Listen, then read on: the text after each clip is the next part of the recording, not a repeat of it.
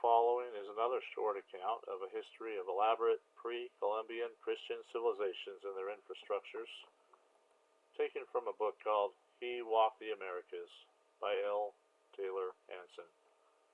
This is a story of one of the prophets appointed by the Lord visiting civilizations throughout the ages of American history. The Chant of the Yaqui. Tal Cedilio, the Yaqui chieftain, a learned man in many languages, student of the Egyptian priesthood, far more learned than his degrees from college, who lost his life fighting as a war chief in the last hopeless rebellion of his people, spoke freely of antiquity, knowing perhaps that his days were numbered. Yes, well we knew the prophet. You see, we were the Atlantic serpents, carrying on the sacred fire in our sacrificing priesthood. Long before we were converted by this quiet, godlike person, he was a man very holy, filled with love, yet his heart was heavy, for in spite of all the honors of the people, the Lord had laid strange visions on him. His eyes could see the future. It must be so, for as he predicted, all that he spoke of has happened. Today, though we go to the white man churches, our true rights are to the prophet. If I go to war, I know it is foolish, yet I have no choice if my people call me, for I am hereditary war chief and carry the medallion of the great sun. I only hope that when I go to the shadows, the prophet will be understanding. Yes, I will tell you of those days and of Tula, the capital of the Toltec Empire. Wealth we had beyond the counting. Long have we lived in the Chihuahua Valley, whose meaning Chi is for power, and Wa, very ancient. A land of mighty commerce and blooming gardens. We were the men of the mountains. It was our way of life to use irrigation and to terrace the hillsides. We brought the water down from the White Peaks by means of dams and long covered conduits. We had sewers under our cities. We were a very ancient people. This was the manner of our living from a time beyond the white man histories. Let us return through the cycles of the dawn star to the golden days of the prophet, Mount Azoma, or Great Tatazal.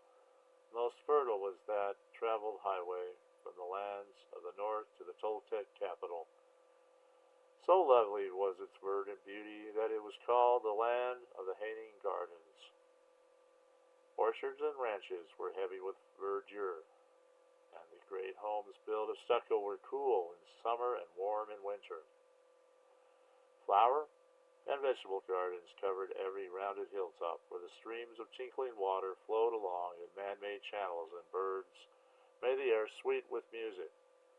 Along the busy highway streamed the merchants, burdened down with things of beauty. From Tula came cloth of fine-textured cotton, embroidered with pearls and seed silk, or gems set in threads of gold work. Some carried paintings done with feathers, and some jewel work set in metals. Passing in the other direction, from the north, came the copper, hides, and work fashioned in leather, or, from nearer points, flowers or other produce bound for the markets of Tula. From the northland, where many tales had come before him, at last came the sandals of the prophet. Yes, long before him had come the stories. From Siri, Puans, Papago, and Dene, and many wild tribes living in the half-tamed woodland, came these tales of wonder. Every merchant brought another, and they lost not one whit in the retelling. Tremendous fame had gone in advance of him before at last he came in person down the road to Tula. Welcoming him with open temples, the Yaqui streamed to meet the healer.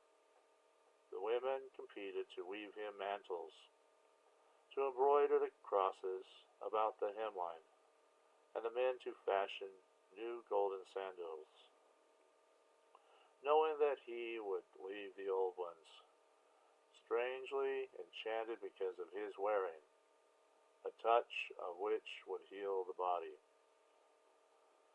For him they stopped all sacrificing. Instead, they used but fruits and flowers to fill their temples, and then placed them on their tables, even as he directed. Indeed, we still try to follow his teaching, although often it is not easy, and many are the times we have turned from him to use the rougher ways of the serpent, yet we know that we are doing wrong.